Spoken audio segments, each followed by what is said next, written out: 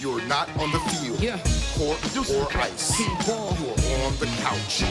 From PG to DC, this is Coaching from the Couch with your host, CWall. Delivering coverage for all DC sports teams from the hometown perspective. Nats, Skins, Mystics, DC United, Washington Wizards, Caps, Bowie State.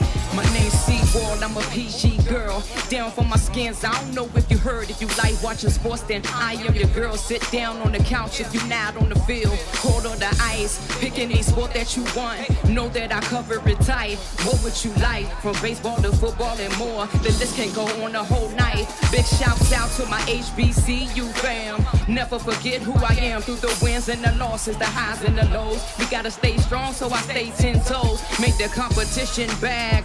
The way I kick it make them mad, man. CWall and we live and direct. Sit back on the couch and relax. Come on.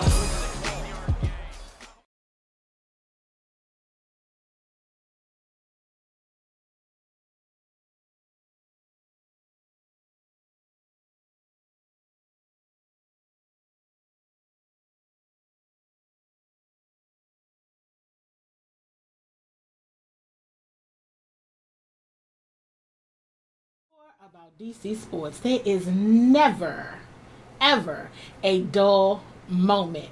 So before I move forward, if you hear some laughter and chatter and just me just looking at people like they're crazy, it's because I have my loving and adorable and wonderful line sisters here with me that are part of my live studio audience. Faye and Jennifer are here. So those that know them, you know this, the Delta girls in the background. Always Jennifer will be loud. Jennifer's going to be loud, but she does not want to be on camera. So let's just be very clear about that. So moving on and jumping right into it. For everybody that is watching right now, I need you to do me a huge, huge favor. There is a share button when you're watching the video. Definitely, if you know anybody that would love to be a part of this conversation, please share this show to them tonight, right now. Share in your sports groups, share with your family and friends to get them involved, especially Wizards fans. I'm gonna need y'all in a few minutes. I'm gonna lean on my people because it's a bit much for me. So please definitely share the show and get some of your folks involved, because I think I'm going to try to see what y'all talking about. Let's see if I can multitask. We'll check it out.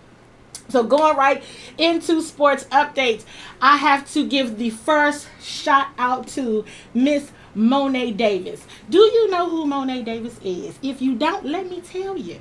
So, in 2014, she was the first girl to pitch her team to a Little League World Series win. So she was all on Sports Illustrated. I mean, she was everywhere, child. She was everywhere. But why is that important? It is important because she's going to Hampton University. So I wanted to go ahead and give that shout out, because that was a good news story for me right there. I was like, oh, look at this. Oh. So yeah, great news story. Welcome to the Hampton Pirate family, Monet. You already know, honey, we're so excited to have you. I heard she kicked butt when she went to camp. Of course she did, because she's phenomenal. So we're definitely excited to have her part of the family. So, moving on to updates and what's going on in the city. Now, let me start off with a couple of good things. So, DC United, our Major League Soccer team, is making some moves. They had a trade on yesterday with Orlando City. They picked up goalie Earl Edwards Jr. Welcome to DC, Earl. Earl is a 26-year-old San Diego native, and he spent the last 4 years with Orlando City. Although he's a backup, he's been consistent, and he'll definitely, hopefully, we're thinking he'll make an impact. You know, if he wasn't, why else would DC United try to get him? So, hey, lots to look forward to, and it's always good when your teams are making moves in the offseason. To another team making moves in their offseason, the Nats have welcomed back Matt Adams. Welcome back to DC, Matt. We're so glad to have you. I was a little down when he, got traded, but he's back. So his Contract is looking like $4 million for 1 year. That's always nice. That's a nice number. But he is excited to be back. And it was also noted, because it seems like you would think this conversation would still go down a little bit, and perhaps nobody would be talking about this. But folks are still saying, hey, Bryce could potentially still come back. I don't know how. I mean, he's already turned down a deal, so I'm not sure. But hey, hold on to hope. That is going to be the only thing that I have to say when it comes to some of my teams, is you hold on to hope. So there's hey, anything is possible. So there's an opportunity. Yeah, there is. It might be slim chances, but there's still a chance that Bryce could come back. So hey, perhaps, Matt Adams has nothing but fantastic things to say about the team, and he's excited to be back, and he's exactly the type of role player that the Nats need. So this is great. This is great news for me, I think. Last year he had 21 home runs and 57 RBIs with the Nats and the Cardinals. So again, welcome back, Matt. We're so happy to have you. Oh, good. I was about to say, I thought I had something else to talk about before I talked about the Wizards. I'm trying to be positive before I have to be negative.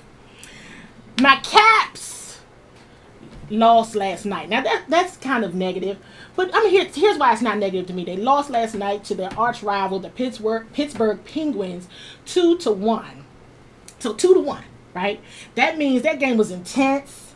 It's just 55 seconds into the game. See, my man Tom Wilson. Y'all know I'm gonna talk about Tom. I'm gonna talk about him the entire season. Okay, just so y'all know, I'm going to probably say his name every single week.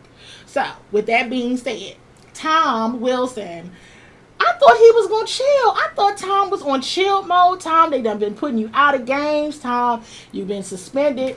Tom came out that thing blazing last night, fighting. 55 seconds into the game, Tom cashed it in. And he was cashing it in because I guess he was still bitter from last year. Tom is my kind of guy. He really is. Because Tom will fight you, first and foremost. And he's good.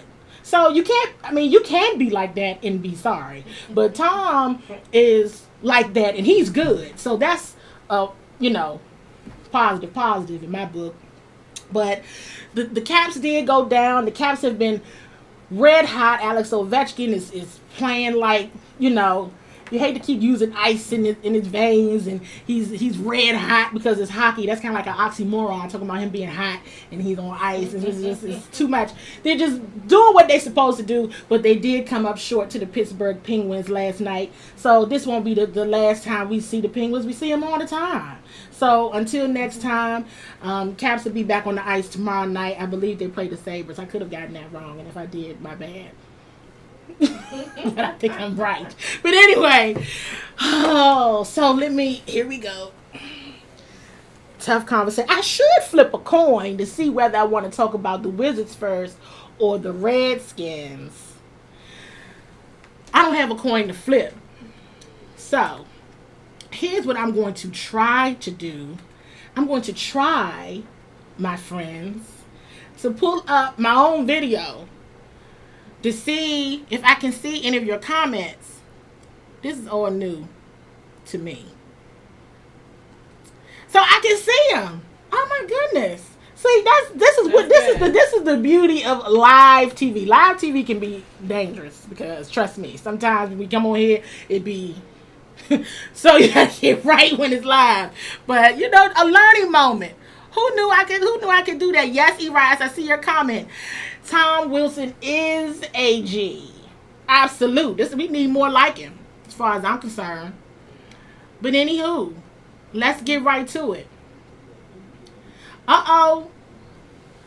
Cheryl said we're gonna talk about the Redskins first.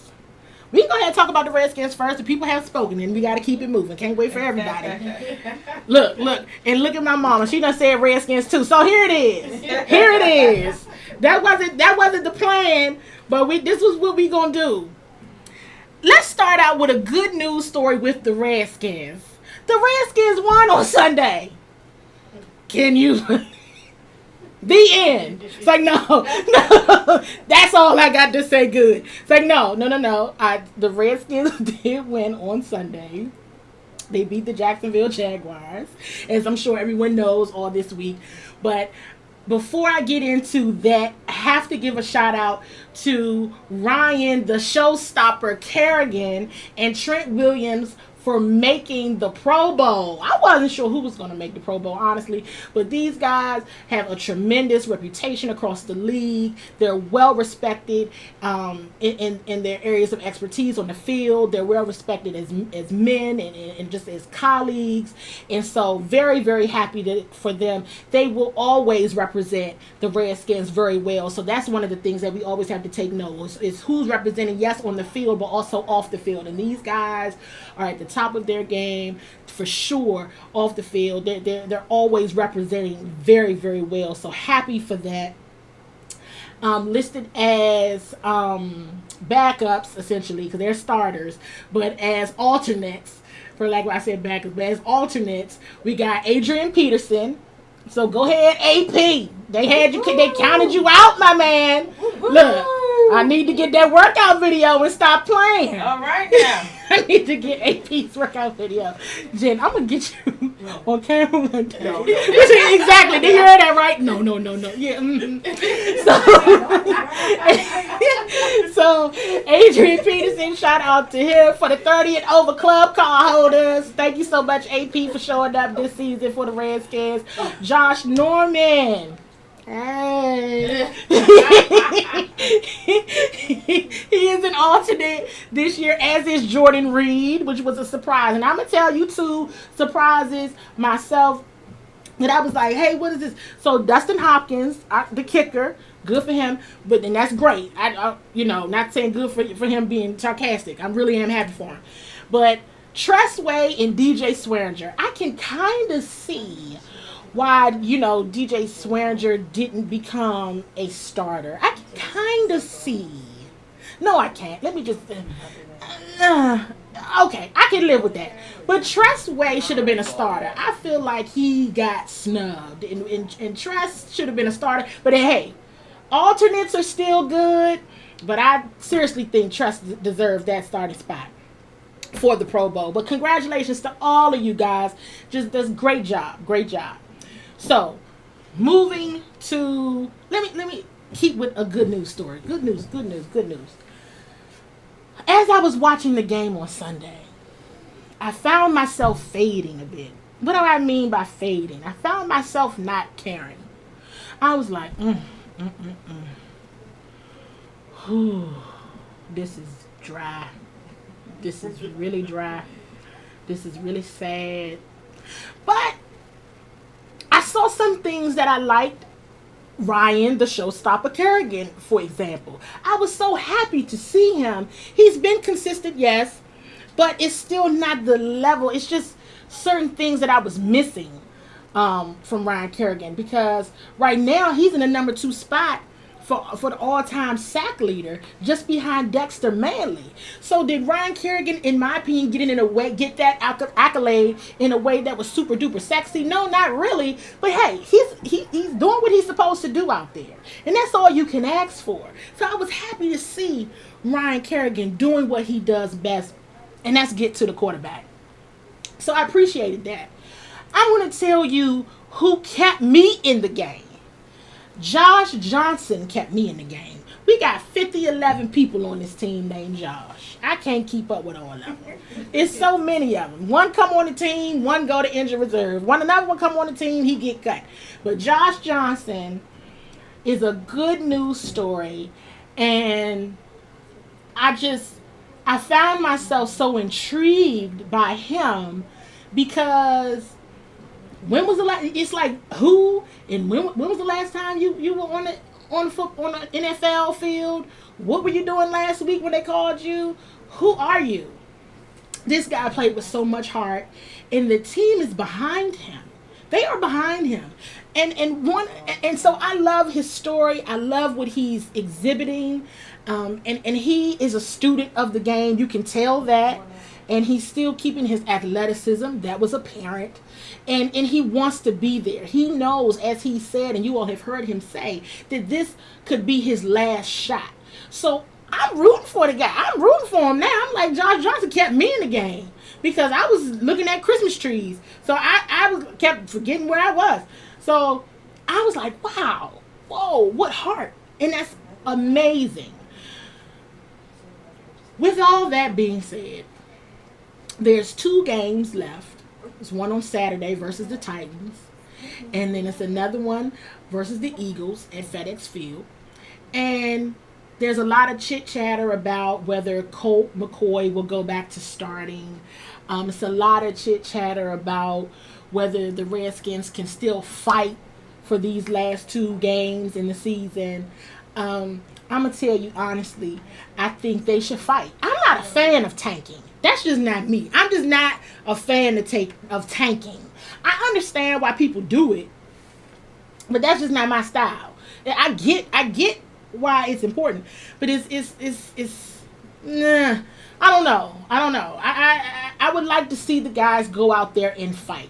That was one of the things that I did say to myself after watching the game and then re-watching the game, is that you saw a bit more of the defense being involved. You saw a Ha Clinton Dix sighting. We've seen him. We saw him because we saw him. He was always in the wrong spot when we saw him before, but he was in the right places at the right time on Sunday. So that was tremendous. But I would like to see these guys continue to fight and continue to just finish the season out strong. You gotta, like I was saying, like we've said before, you gotta start out strong and you gotta finish strong. And what I really couldn't believe, and you all heard me joke about this, is how in the world do they still have, how are they still in the hunt? And that is when math is our friend. Math is our friend at times like these, because I have no idea how they're still in the hunt. But they are.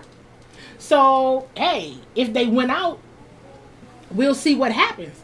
The thing about it is, we have to continue to understand, though, for those of us that may not be happy with the coaching staff and things of that nature. I know that some folks have been saying, gotta fire this person, gotta fire that person. You don't want to hear that injuries are a factor in wins and losses, but they are. So,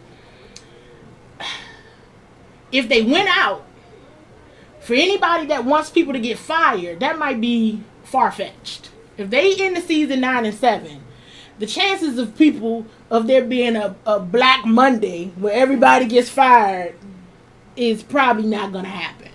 Because right now the injured reserve list is up to 20 players.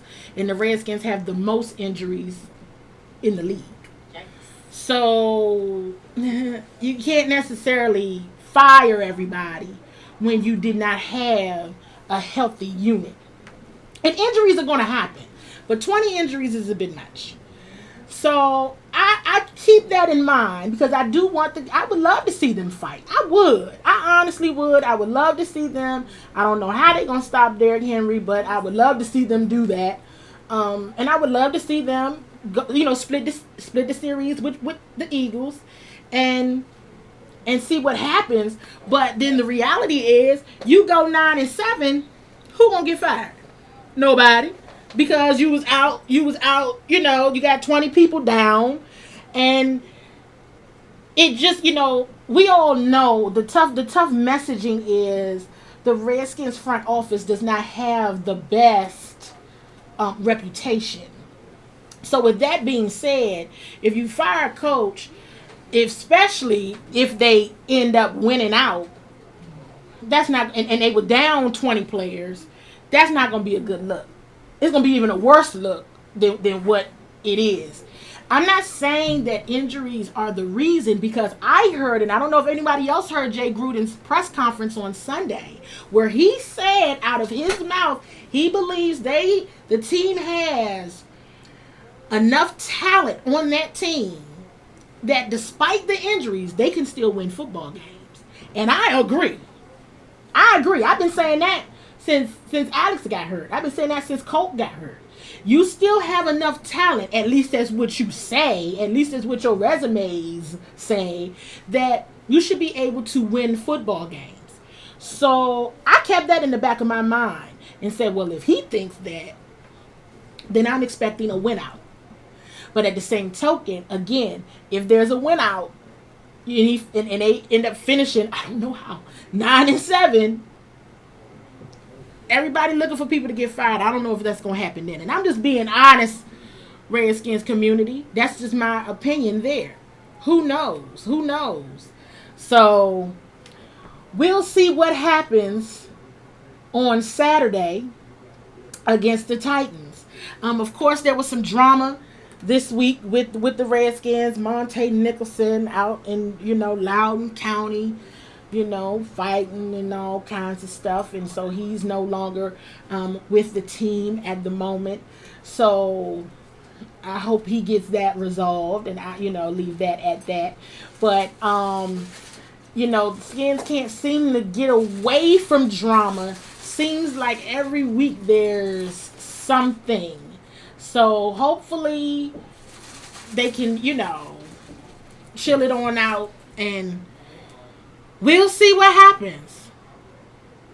Now we can talk about the Wizards. I'm trying to open up and see what you all are saying. I don't know if I'm going to miss something or not. Did I miss anything? Because I can't open it up. Wizards talk, Wizards talk, Wizards talk. So, what is going on with the Wizards? I don't know. If anybody is on the line that can speak to what is going on with the Wizards, please do tell me what you think is going on with these Wizards. So, let me move back up and move to the Wizards. So, we all know the Wizards had some trades here recently. And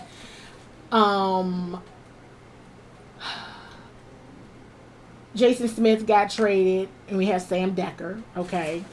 And then they traded away Kelly Oubre Jr. Kelly will be here on Saturday, but he'll be in a Phoenix Suns uniform. And they traded away Austin Rivers to get Trevor Ariza back, okay?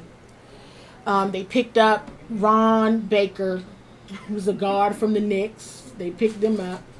And so I said all of that to say, does that make the team better? And I don't know. So let's go back. Let's go back. So Sunday, everybody was hemming and hawing, me included, about the great game that John Wall had in beating the Lakers. Now, the Lakers had just had a game the night before. And so, it was just, they were probably tired, of course. You going from, one coast to coast, so you're probably just tired. But John Wall did great. So folks were talking about, John probably auditioning for the Lakers, or he auditioning for another team. And that's true. Maybe he was. But here's my thing. If you're auditioning for a team, you don't just play well the day you play that team. There has to be a consistency factor about you and about everybody else that,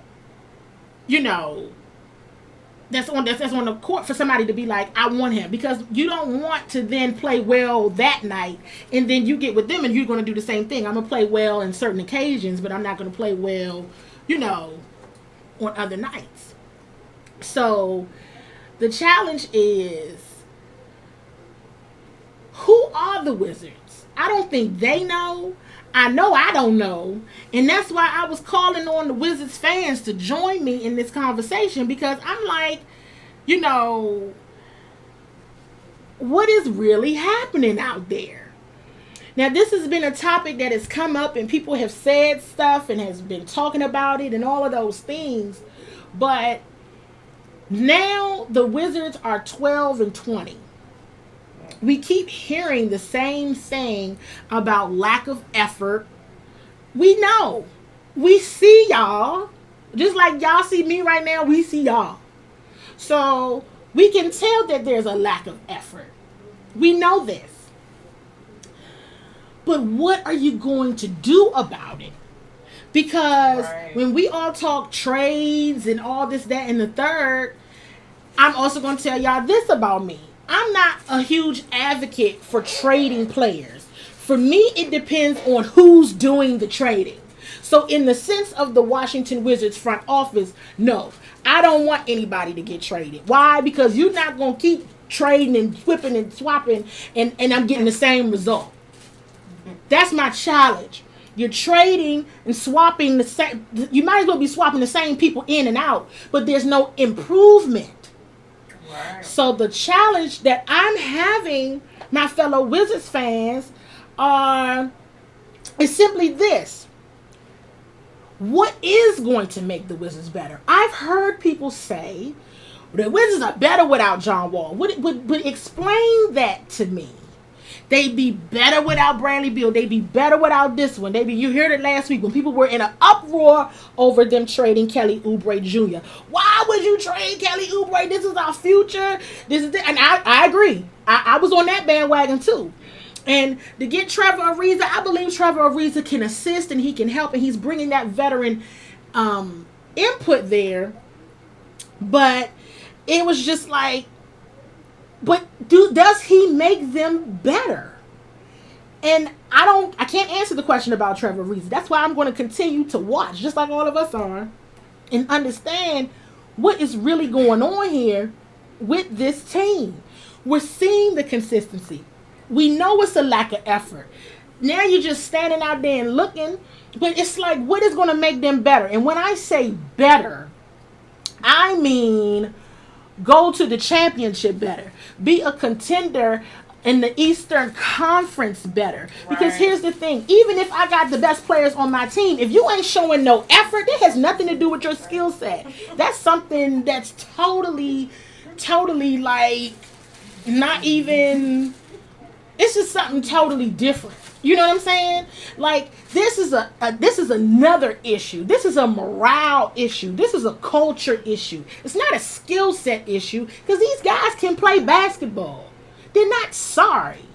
But you get out there and you just don't show any effort. Let me tell you something. The Rockets made an NBA record last night. Whenever you're playing a team and they set a record on you, that's bad and that's embarrassing. That's embarrassing. You don't want nobody setting no records on you. But they set a record for the most 3-point shots made in a game. And my thing is this. I know the Rockets, do a whole lot of, you know what I mean? I'm gonna answer this question in 1 minute. What's up with Troy Brown? Troy Brown, he's out there. He on the team just like everybody else. There's nothing up with them, and that's the thing. Some people are calling for folks like Troy Brown to play more, and he's not. That could be a coaching thing. Troy Brown is very capable, but once you have, here's the thing: the leaders are losing effort. But I'm gonna go back to my point about setting records. I know that the Houston Rockets shoot a lot of threes. Why? I didn't know that. That's all I'm saying. Defense is lacking. And some nights these guys are very strong defensively.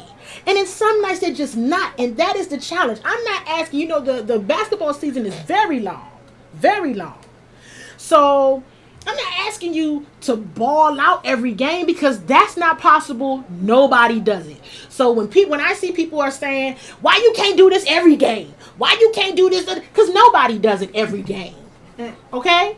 But the champions and the winners will be more consistent than not. So if you're 12-20, you on the not side of consistency. You're not really consistent at all. So there's definitely a mental thing going on there. There's definitely some growth needing to happen there. Yeah. And it's a challenge. But I don't know what the Wizards are going to do. But it looks bad and I'm panicking. So that's how I'm going to close that conversation out. I'm worried and I'm stressed out, and I didn't want to talk about them today because it's sad and it's bad, and I want to go take that tinsel off the door and wear it. So anyway, speaking of Christmas tinsel, because we are just at about time. Merry Christmas, everybody. I'm wearing my red today. I really did want to take that tinsel off the door, but I decided not to do that. So, with all that being said, much love and many blessings to all of your families. And next week, hopefully, we have some better sports news and a lot more going on. That's great and that's wonderful versus being sad and broke down like how I am sometimes when I come up here. But anyway, so I will see you all next Thursday, and Merry Christmas. Be blessed. Sports is what we do. It's the fast track at peak speed, moving across the ice, blockers, hitters, B-team, beatdowns, and knockouts, doubleheaders, playoffs, touchdowns, smackdowns, on the mat or on the track. The spirit of a champion. The triple-double. Make that double front flip.